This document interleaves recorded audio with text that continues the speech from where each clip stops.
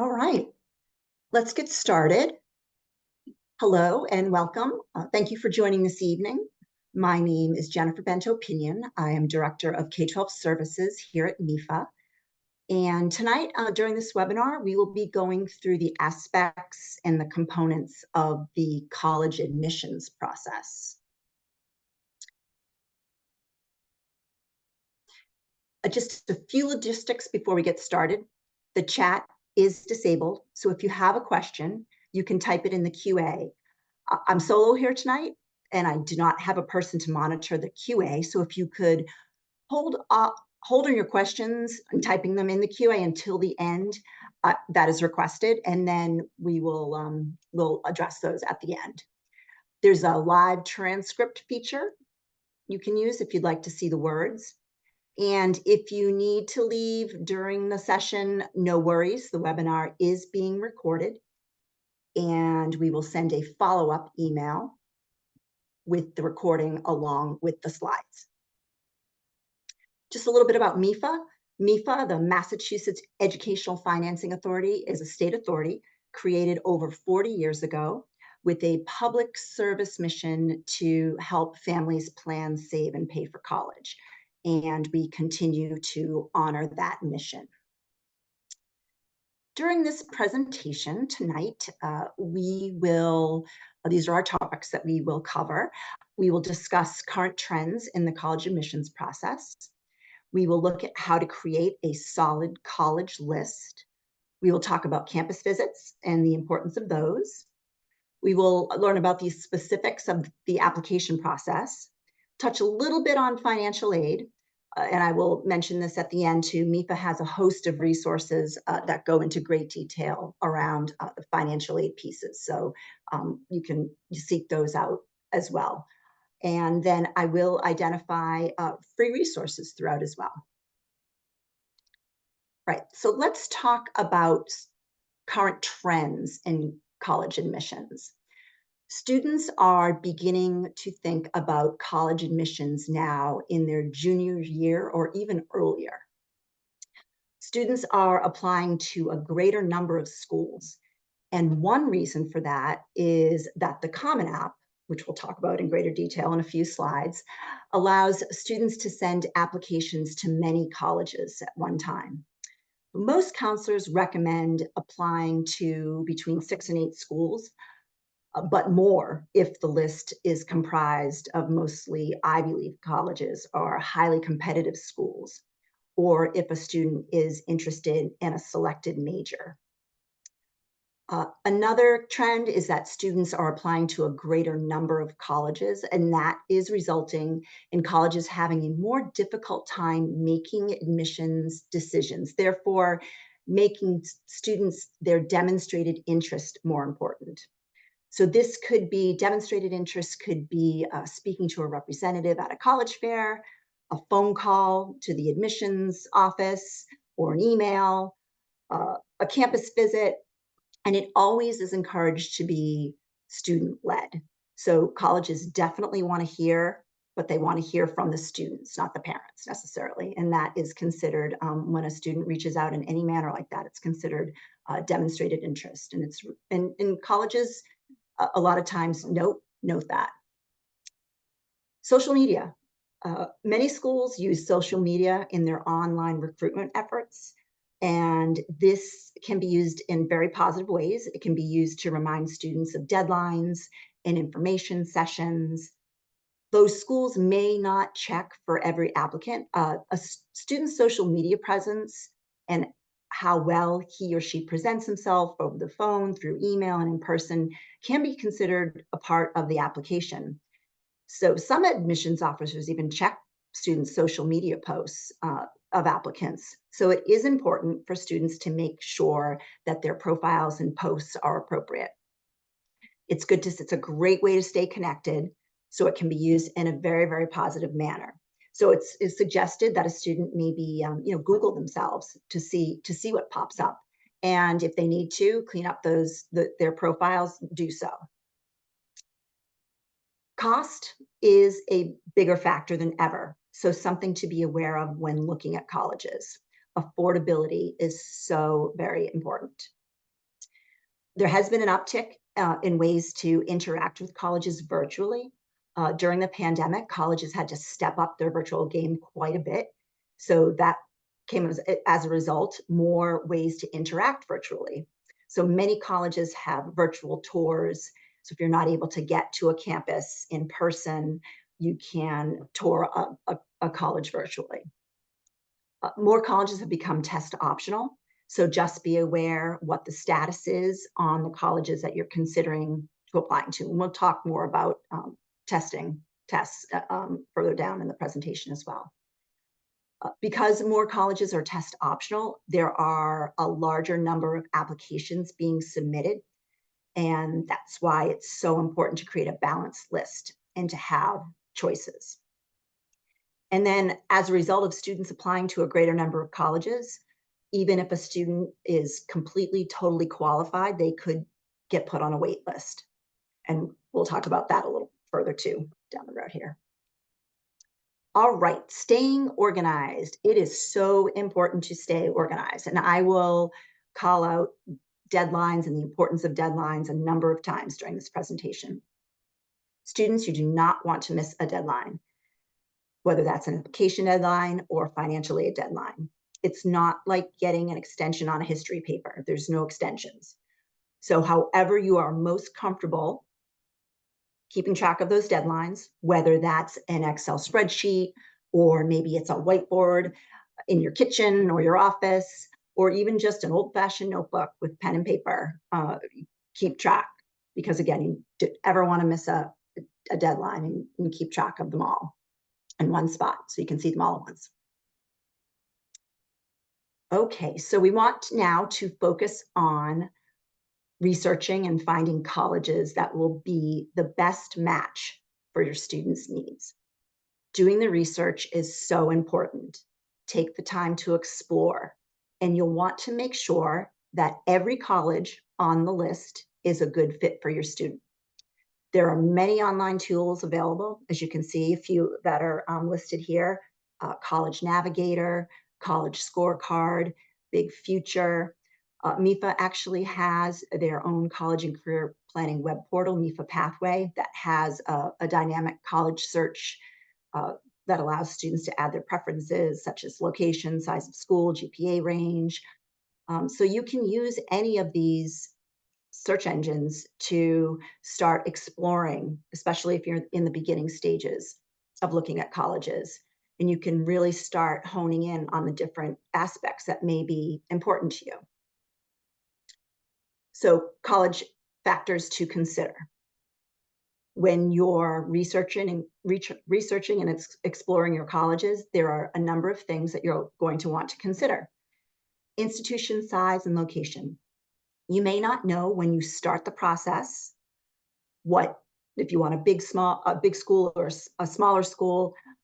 So you may consider campus visits to get a feel for what is comfortable for you. You may do some of that online. So institution size, do you want to be, a location? Do you want to be in the city? Do you want to be a little more of a rural area? So you have to think about those things when looking and exploring your colleges. Academic fit. Colleges have an academic profile of the last class they admitted posted, and you can take a look at that to see how you fit in. Intended major. If you feel strongly about a major or program of study, make sure that that's offered. You don't want to apply to a school that doesn't offer, if you're looking especially at a specialized program. If a college doesn't offer it, you probably don't want to apply to that college. Want to consider learning style. This, again, ties into the size of the college, which goes into the size of the classes. Do you prefer a more intimate class setting, or would you thrive more in a larger class size? You want to consider the campus culture. If you visit a college, you can see and assess kind of what are the students doing. Are they hanging around outside? Are they gathering in a particular area on campus in the commons? You can get a feel for that. Activities, what's going on? Are you interested in a college that's a big sports college, or is more focused on clubs and extracurriculars? Something to look at when you're looking at the colleges specifically. Are you interested in a study abroad or a career or internship program? If these programs are important to your college experience, you want to make sure they're offered, obviously, at those colleges that you're applying to. And of course, affordability. You always want to consider finances, but you want to remember uh, also that you may pay a much less price than the sticker price due to financial aid. Okay. All right. Let's talk about campus visits a bit. Campus visits are so valuable. I always share a personal experience when my daughter was exploring colleges. We were fortunate enough to visit a handful of colleges, and I could see it in her when you just got on that campus, whether or not she felt comfortable or not. And so these campus visits are quite valuable. You can really get a solid feel if you can see yourself on the campus or not. So how do you find out about campus visits? Check the school's admissions section of their website. They will typically have a calendar of events and information on how to register for formal campus visits. But you could also take advantage of an informal visit. Those are also quite valuable. You can do a drive-by, maybe go to a basketball game, attend a play, uh, talk to some students. Uh, do students seem happy and engaged on a campus? Self-guided tours are often a great option. Grab a pamphlet or a map, and then you can get yourself around the campus. College campuses are open environments, so you can visit anytime, at least informally. Those formal tours are certainly more structured. So you can sign up online and look forward to your visit, of course. Go prepared with questions.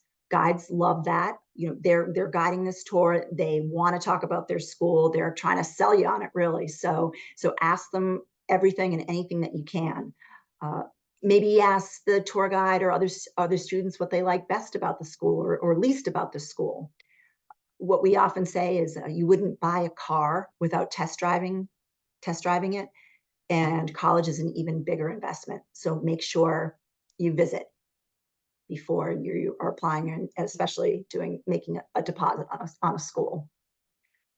During these visits, you can ask yourself, how do you feel on campus? As I mentioned with my daughter, you could tell, like, yeah, no, I couldn't really see myself here. Does it seem like a fit? We are fortunate in Massachusetts that within a half day's drive, we can visit all types of institutions, whether that's public or private, a community college, colleges that are in rural, urban settings, large, small colleges. So take advantage of that. If you do go on a formal visit, maybe go off the beaten path after, visit the student union, walk around and explore further, take advantage.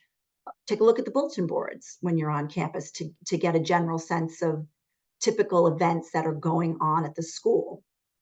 Maybe even pick up a copy of the school newspaper to read articles and see what's happening on campus.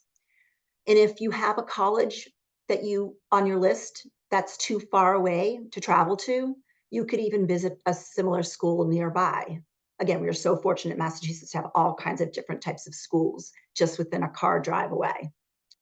So, and also, if you can't get to campus, take advantage of one of those virtual tours. All right, another great way to learn about colleges is college fairs. So college fairs are a great way to learn about college options in person or online. You can typically sign up for a college fair online and look forward to it, of course. Sometimes these fairs can be large and can be overwhelming. Some of them even have up to 200 colleges that attend. So advise to review the list of visiting colleges before you go, and then have a plan of which booth you want to visit, because won't be able to visit 200 colleges. You can even schedule a one-on-one meeting with a college if that's an option. And if you visit any college booths and speak to a rep, always make sure to leave your name with the rep. This is a perfect example of that demonstrated interest. A lot of our high schools often host smaller college fairs as well. So keep an eye out for those at your, where you go to high school. And then our last bullet here, we have links to NYACAC and NACAC. These are websites for a list of upcoming college fairs. And again, you'll have these slides, so you'll have these links. All right, so let's talk about prospects for admission.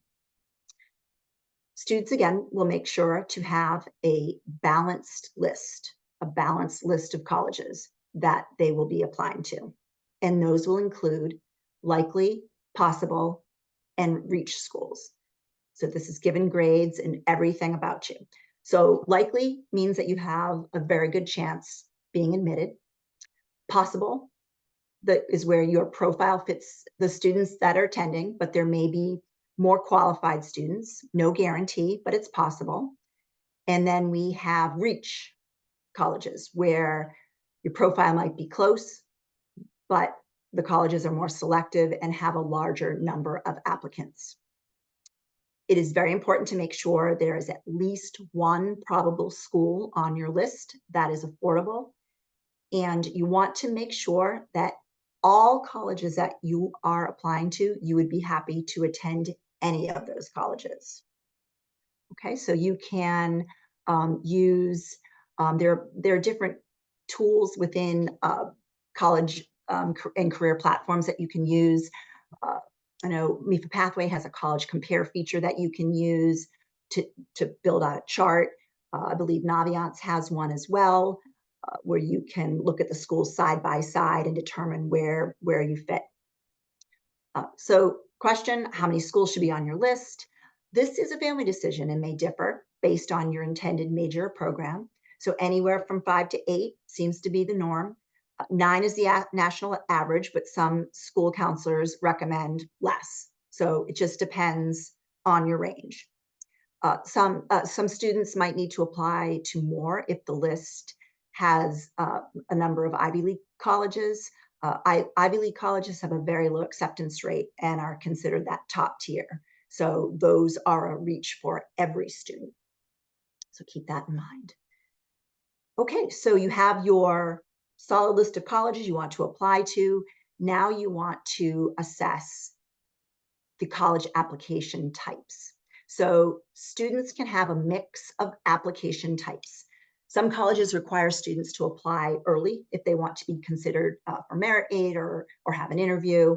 So you want to research each school thoroughly for this information. So here are the different types. We have regular decision.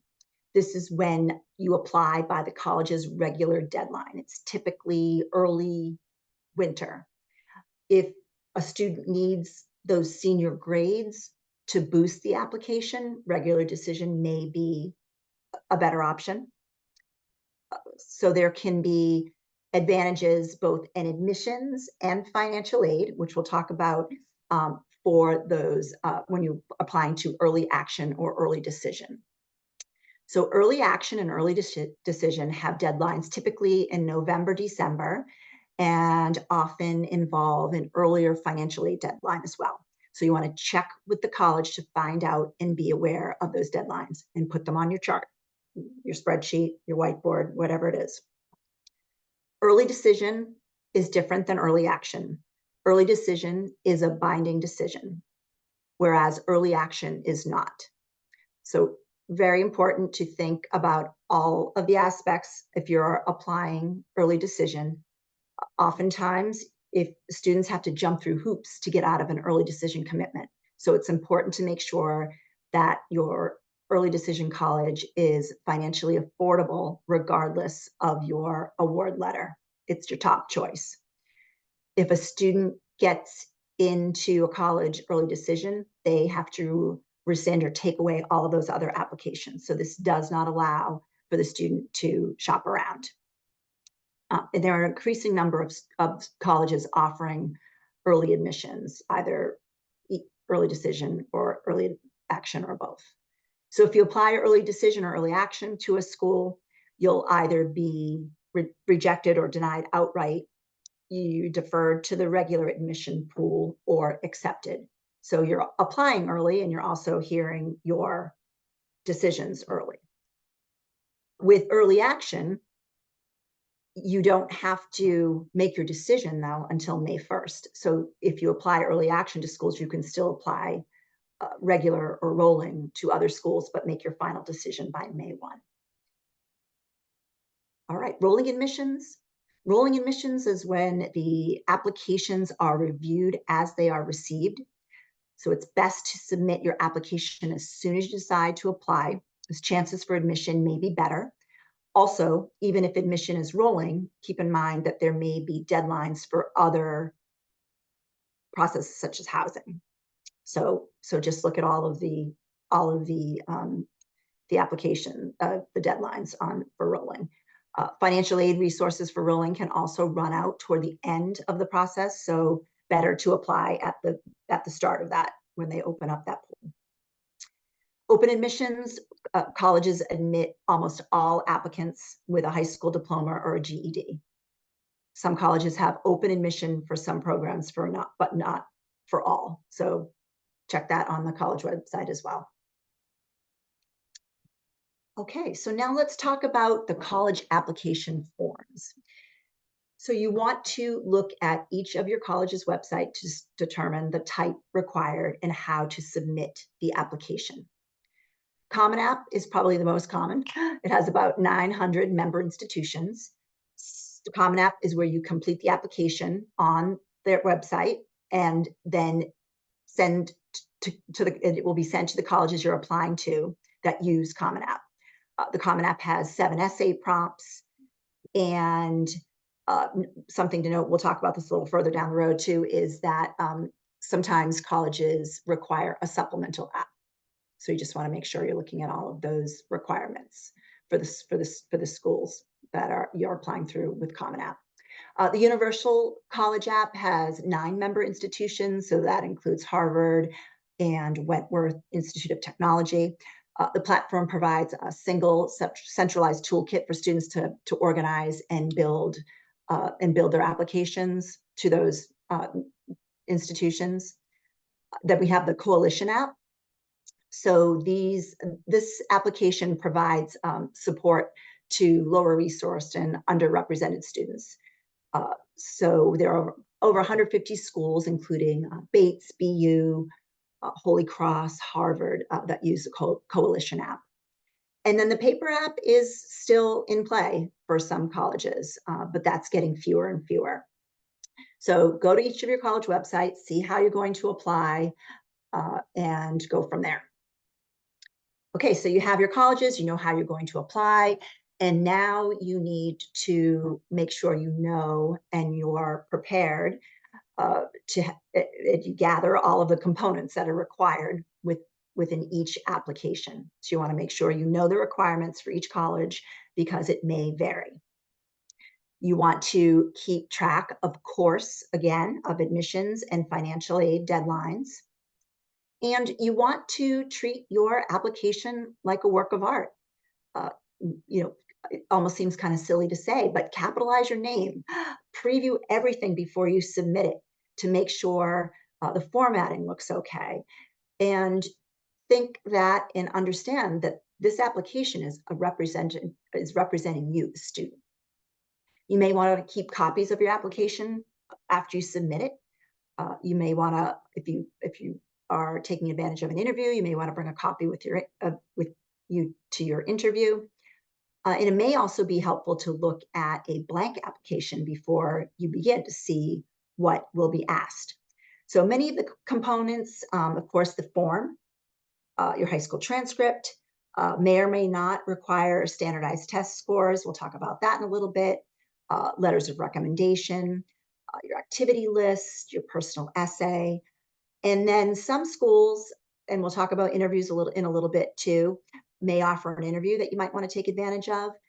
And then depending on the type of school or program that you're applying to, in audition, maybe if you're applying for a theater program or portfolio for an art program, that will vary depending on the program. So just make sure that you're looking to see what is required for each of those colleges you're applying to. Okay, academic readiness. What are colleges looking for? Colleges are looking for academic readiness. It's still the most important component in college admissions.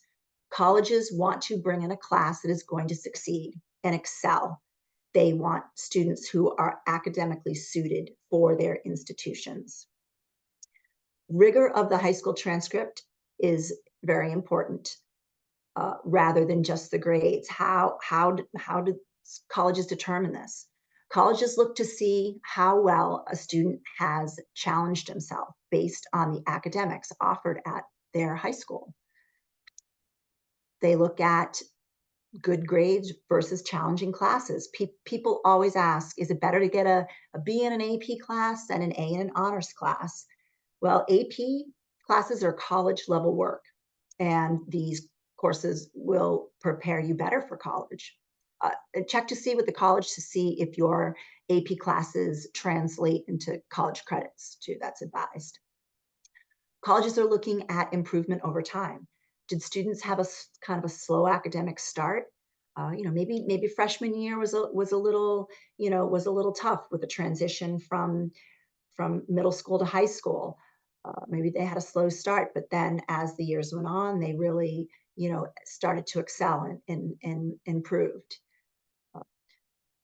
Colleges are looking at subjects in high school that the student took. And if possible, they should match the student's indicated program of study in college.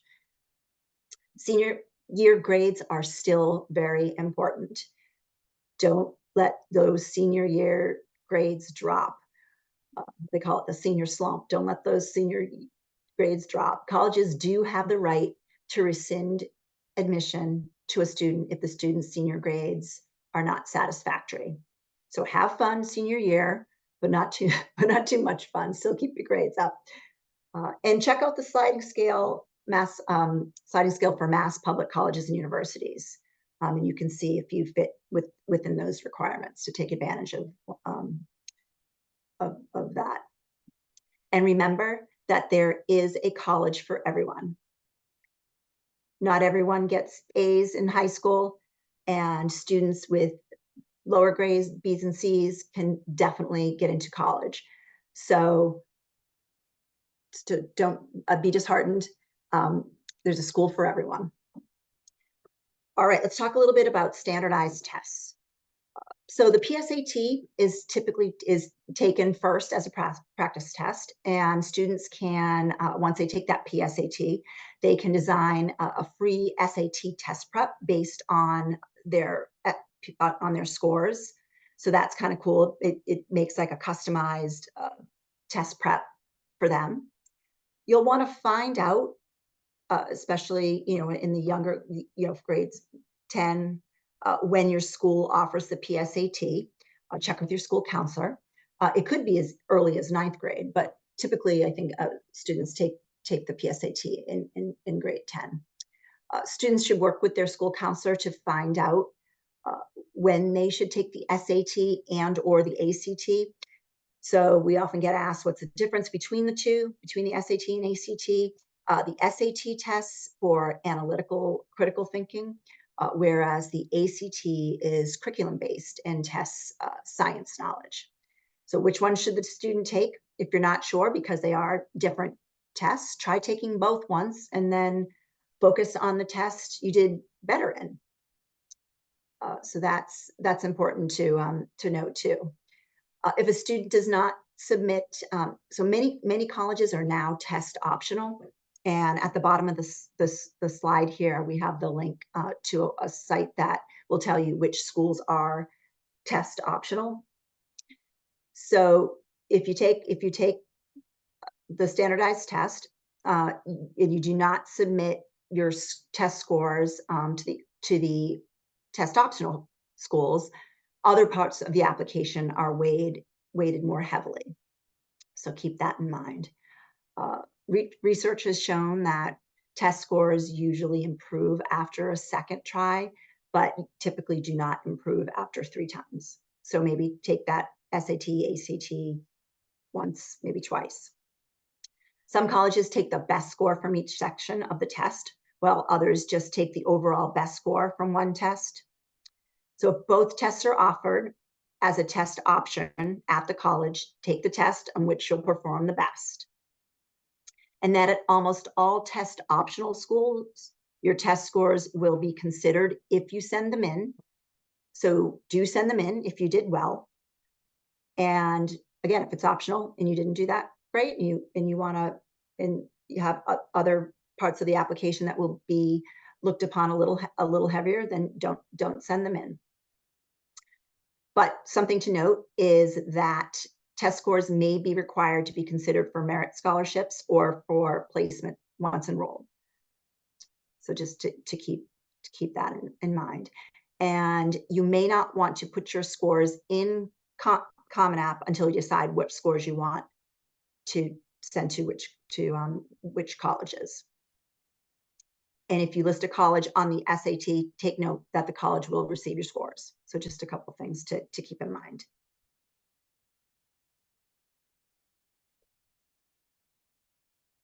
I don't know why my slide won't go.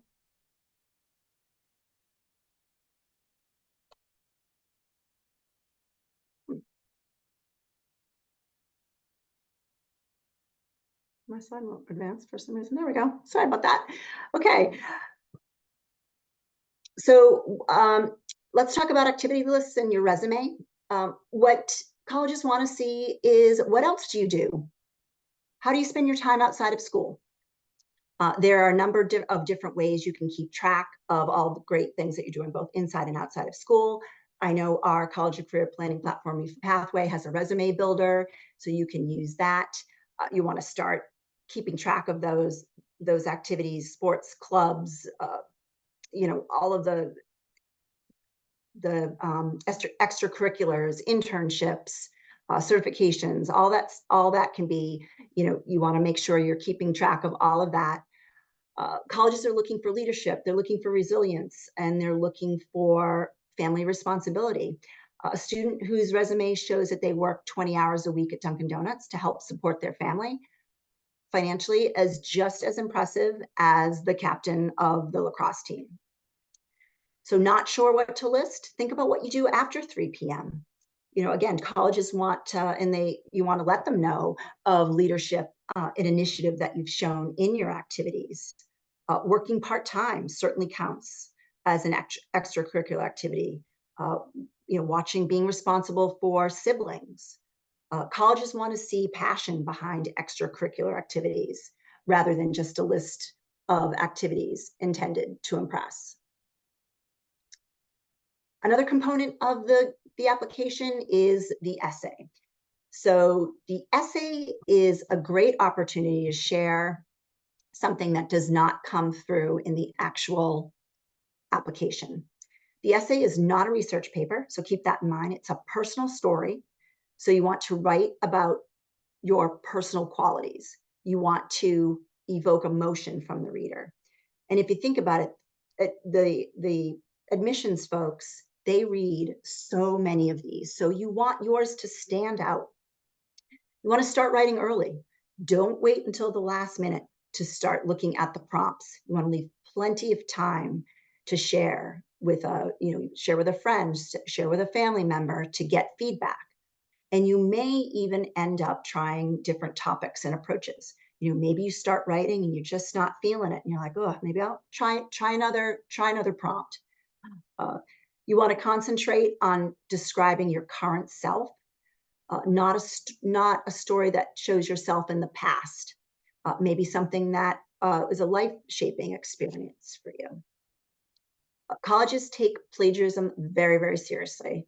So you want to ensure that the essay is your own work. And I'll look at the 7 essay prompts on the next slide. And you want to note that some schools may require you to write more than one essay. So be sure that you're aware of those requirements for each of the colleges. So again, you want to evoke some emotion, reaction out of the admissions counselors, whether that's laughter, sadness, surprise. You want to make an impression. And something positive to add about the essay is that you can also potentially use it for scholarships. All right, and here are essay prompts for fall 2025, so you can get an idea of what these look like. I'll just pick one to read here. Let's see. The lessons we take from obstacles we encounter can be fundamental to later success. Recount a time when you faced a challenge, setback, or failure. How did it affect you? And what did you learn from the experience? So as you can see, these are very personalized questions here. So students, take a look at them, start to think about them. You don't have to pick one today, but start thinking about them. Start thinking about what you may want to write about. Okay, let's talk about letters of recommendation. You want to make sure for each of the colleges that you're applying to that you know, uh, number one, you want to know how many are required of the college, right? So some are required, some could even be optional. So you want to make sure that you know, for each college, you don't want to send more letters than are required or are optional, because colleges will only read, as if they're requiring two, they're not going to read three. So make sure you know how many are required of each of the colleges. You want to make sure you're aware of how to request letters at your high school. There may be a form or a process. So maybe talk to your school counselor to see how that is done. Want to ask teachers maybe in May of junior year for a recommendation so they could potentially think about it over the summer. You want to ideally seek out teachers who taught you in core subjects, especially as teachers of those honors and AP courses. And maybe also helpful to seek out teachers who taught you in a subject that you plan to major in, and a teacher who knows you well. So it is best to ask the maybe the junior year teachers, because they have just had you and they're very familiar with you and they just had you for this entire academic year. You also want to think about teachers who write well and are likely to get the recommendations done on time. Sometimes, you know, teachers get awfully busy and they do put a lot of time and effort into these letters. So give them plenty of time to put together a nice letter for you. And always write a thank you note after a teacher has written you a letter. Again, they put in that time and effort, and a thank you goes a long way. Okay, so let's talk a little bit about interviews. Interviews are not offered at all colleges. They're less common, but they may be available, uh, but not required. So take advantage if you have the opportunity. There's a great way to ask questions and put your best foot forward. Typically, there are two types of interviews. We have the informational interview, and this is one that's not required. And this is great for students to ask questions and to learn more about a school. Then there's the evaluative interview. And this is when admissions asks the questions as part of their decision process. So if a school strongly encourages an interview, definitely do it. You want to respond immediately to any interview requests. And you want to know that the importance of the interview varies widely from school to school. So determine the importance at each school. You could be interviewed by admissions staff, a current student, or even an alumni. So it's an opportunity to have a great conversation and where the college can learn more about you. So be prepared to tell your story. Why do you see yourself, you know, thriving as a student on their campus? Maybe even think about what your favorite book is. What are your hobbies? What are your interests?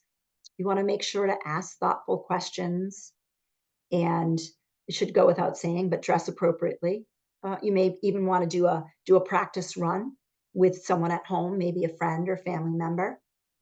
And you want to try to relax and be yourself. It's probably easier said than done, but colleges know that it can be probably a nerve-wracking experience for applicants. So just try to relax. And again, maybe send a thank you note after the fact, especially if the interview maybe didn't go as well as you had hoped. You can acknowledge that and let the interviewer know maybe what you wished you had said. And something to note is that some colleges do interviews over email. So students should make sure to use, if you're going that route, to use good grammar, punctuation, richer language, of course, in these emails. Okay, so now let's talk about some of these admissions decisions. So this is what you've been waiting for. So depending on when you applied, your decisions may come at different times. So obviously, if you're applying early, you're going to get those admissions decisions earlier. Most colleges now send decisions over email or post to their online portal. You know, it's kind of few and far between now where students get the big packet. But so make sure that students have set up their portal and access it regularly so you're not missing anything.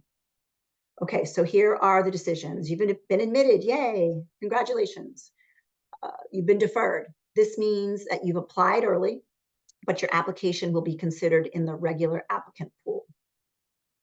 Then there's denied. This is when you are not accepted. Being denied happens.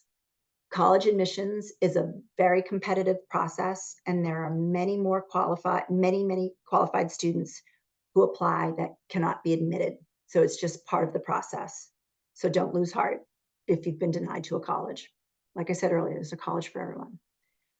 And then the wait list. The wait list is gaining in popularity as a result of colleges being more competitive and more students applying to more colleges. Some schools have a very long wait list. So most colleges, you have to submit an enrollment deposit at an accepted school. So, and this is typically non-refundable. So if you're accepted off the wait list, you may have minimal financial aid. So you don't want to put all your eggs in the wait list school's bucket. So a couple of steps to take when you're on the wait list. Students usually have to accept their place on the wait list. In which case you may want to write a short note to the admissions counselor, even send updated grades. And then some schools have more students on the wait list than accepted. So again, have a backup and not just the wait list school. Okay, understanding college affordability. It's very important to find out at your college the cost of attendance, which is tuition and fees, books and materials, supplies, housing, food, transportation, miscellaneous expenses. Most students will not pay the full cost of attendance due to substantial financial aid offers from many sources. The net price is the full cost to you minus any aid. So that's what you'll actually have to pay. So make sure, again, I know I've mentioned it a couple times now, but make sure you're keeping track of financial aid deadlines and requirements. It's so important. It varies from college to college. And need-based aid versus merit-based aid, you may have different deadlines. Need-based aid is based off a financial aid application, and it's based off of family income and assets. Merit-based aid is based on qualities for admissions, such as grades, test scores, so non-financials. And then net price calculators. So each and every college has a net price calculator on their website. So suggested to go on to all of the colleges that you're applying to and use their net price calculator. The information you get from the calculator is only as accurate as the information you put in. So you want to make sure that you're being as accurate as you can. And different colleges have different questions on their calculators. The net price calculators do include the full cost of college. So something to keep in mind when you're using these calculators, if you plan to commute to a particular college, you will see the housing costs within. So you'll be able to deduct that to get the total there. Okay, so you'll want to check out all of your net price calculators. And then applying for financial aid. So we have the free application for federal student aid, the FAFSA. And you may have heard that this year was a little bit of a little bit challenging, we will say. It didn't open until December 30th. But for our rising seniors, for that class of 2025, We're hoping and fingers crossed that it will open as it has in previous years, October 1, 2024. So as a senior this upcoming year, you will fill out the FAFSA. You don't have to fill it out on October 1 when it opens, but you will want to fill it out soon after that. And you'll want to look to see if any of your colleges require the CSS profile. So this is an additional financial form. And then some colleges have their own college-specific financial aid applications. So just just make sure that you're looking at each of the colleges and seeing if they require CSS profile or an additional financial aid. But everybody should fill out the FAFSA. And we do have and will be offering financial aid 101 webinars to help you through the financial aid process too. Okay, paying for college in Massachusetts, you have options. I know I mentioned we're so fortunate in Massachusetts, and we're so fortunate to have affordable options for paying for college. So Mass Transfer is a wonderful program that students can start at a community college, and they have to adhere to certain requirements, and then potentially transfer to a four-year public university in Massachusetts. So there are 3 different programs within Mass Transfer. You can check them out. We have the website right here. And then we also have the tuition break program. So check that out. This is a reduced cost on out-of-state tuition costs at New England schools for certain programs. So you can check those out to see if you want to take advantage of any of those programs. Okay, so staying on track through your senior year, here's a great timeline.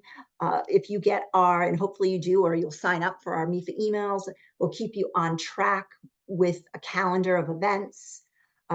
So you here we are, spring, summer, junior year, you're researching colleges, you're visiting the campus, you're maybe going to college fair, taking that SAT, you're starting to think about and maybe even writing your essay. And then fall of senior year, you're possibly retaking a standardized test. You're certainly securing those letters of recommendation, finalizing your essay, completing your applications, submitting that CSS profile if that's required. And then winter of senior year, if you're applying regular or rolling, you keep on submitting your applications. And private scholarships. I should have mentioned that in a little more depth earlier. Apply for as many private scholarships as you can get your hands on. There's so many out there that go unawarded each year. So start looking for them now. If your school uses Naviance or MEFA Pathway, those college and career platforms have a database within their systems that you can, the national database where you can do a search, because there are a lot of them out there. We also have raise.me is a good website. So again, apply for as many private scholarships as you can. Free money, do not have to give back scholarship money. So it's well worth your time and effort. And then spring of senior year, you're receiving your admissions and your financial aid offers. Maybe you're attending our Understanding Financial Aid Offers and Paying the College Bill webinars. And then you're attending the college open house programs. And by May 1, which will go by just in a snap, you will send in your deposit to the school of your choice. So very exciting year. And I mentioned MEFA Pathway a couple times during our session here. This is MEFA's, it's a free college and career planning web portal. It's available for students in grades 6 through 12. As I mentioned, students can create their own personal portfolio, build out their profile, ties into a resume builder. They can search for college and career information. There are assessments that they can look at what their interests are, their values, what they're passionate about. So located at mefapathway.org. And this is a free platform that MEFA offers. So it's kind of fun too. All right, what can you do now? So You are, as a student, you're starting to, if you haven't already, research your colleges. As a family, you talking together about college costs and your plan on how you're going to pay for college. You're looking at those net price calculators on each of the college's website. And also, as I mentioned earlier, you can sign up for MEFA webinars at mefa.org/events, and this will help you with the college admissions process and that timeline. So we have all kinds of different webinars that are offered. And you can follow us on social. We are very active on social media, Facebook, Instagram. You can listen to our podcast, which is really great. I also have helpful videos on YouTube. And then, of course, we are always here for questions. So we have our college planning team answers questions Monday through Friday, 9 to 5. You could email us. So as you get as you get going in the process, you may not have a question right now, but you may down the road. So do not hesitate to reach out to us. That's what we're here for. We love to hear from students and families, and we want to help support you. So that said, I will, if there are any questions, if you want to type anything into the QA, again, you will get this recording of this session along with all of the slides. So you'll have all of the resources right in the slides. And I'll send that out to you all tomorrow. And I don't see any questions coming in. So if we don't have any questions, we will wrap it up for this evening. I thank you all for joining tonight. And again, don't hesitate to reach out if you have any questions on anything. All right. Have a good night. Take care.